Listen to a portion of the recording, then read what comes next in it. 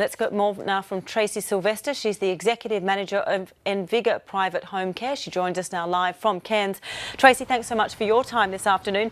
Being a private entity, a business, how do your contracts work? Are these complex contracts a majority in the business?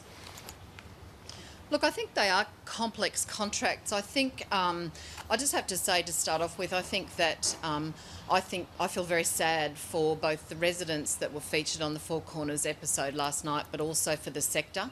I think that the sector actually has a responsibility now to stand up and have a voice and explain better the product. The reality is there's thousands of people across the country every night who live in retirement villages who are actually really happily living in those retirement villages, and they must, after that article last night, be feeling very scared and very worried about what's going to happen, and they would be going back to have a look at their contracts. The reality is it is complex, and I just heard Minister Wyatt saying that, you know, we've got federal and state responsibilities in there, and I think that's what actually needs to happen. There needs to be a simplification of some of the legislation. There isn't national legislation at the moment. It's a state-based issue, and so there is variations across the country. But equally, for lots of operators who are in the market, they've actually inherited some of those complexities as well. So it's not as simple as saying, you know, people are trying to rip older people off. I think that there is, you would ask any operator across the country and they would genuinely believe at any point that they're trying to do the best thing they can by their residents. When you say inherited some of the complexities, can't someone who sort of takes on a business decide how they want their contracts to run? Well, they can, but if they actually have got residents already living in their village under a certain contract, then it does make it quite difficult to move those contracts, and I guess that's where the legislation perhaps needs to come in and be simplified and to allow for some of the simplification of those arrangements.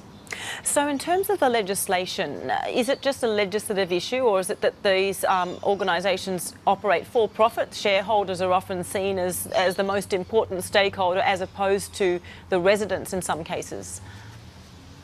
I think the majority of the sector in this country is actually run by not-for-profits. So, you know, we've seen an article about a for-profit organisation, but the reality is the majority of this sector is actually controlled by the not-for-profit sector. So I actually don't think it's got anything to do with whether an organisation is profit or not-for-profit. I think there's a need to simplify the language and change the language that we use. We talk about entry contributions when in fact in a leasehold environment it's not an entry contribution at all, it's a bond.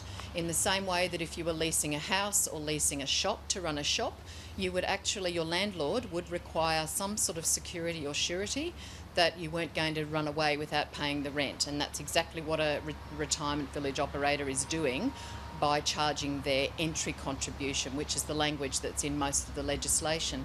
And then we talk about when people leave, what happens when you lease anywhere is that you have to pay rent. So while you're there, you have to pay a rent. And what happens in the retirement village sector is that most operators say, well, rather than paying us rent every fortnight for staying in here, leasing your house from us, we'll defer that payment until you move out. And then we'll take that off the top of whatever we sell your property for when we leave. And so that's the deferred management fee that appears in a lot of contracts and sits in the legislation. It's really not a deferred management anything, it's actually just deferring the rent that people would have to pay for the life of them being in a village. And if you're talking about... Do continue.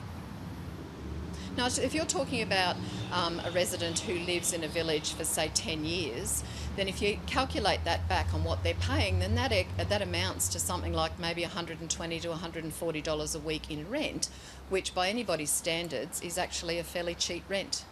Given that exit fees can sometimes be as high as 40% of the purchase price and that kind of chunk of money at the end, should there not be a model where in fact you are paying rent each week and it's a model which is relatable, which is understandable, and which residents can say, okay, I understand that I've got this much money coming in every week and I can hand out this much money in order to pay my rent? And I think that's where the sector needs to come in. I think that the sector now has a fabulous opportunity to stand up and talk about the value of its product. There is actually a reason why people choose to live in retirement living. They recognise that as they get older, they don't want the maintenance of their big family house. They want to live in an environment surrounded by people of a similar age and perhaps with similar interests, and all the social activities that go on with living in a retirement village. So I agree that that things could be simpler, but I actually think it's time that the sector stood up, and I think it's about time we do change some of the language that we use when we're talking back with residents. Okay. And as I said, part of that needs to be some changes to legislation as well. Okay, Tracey Silvester, Managing Director of Envigor Private Home Care, thanks so much for your time. You're welcome.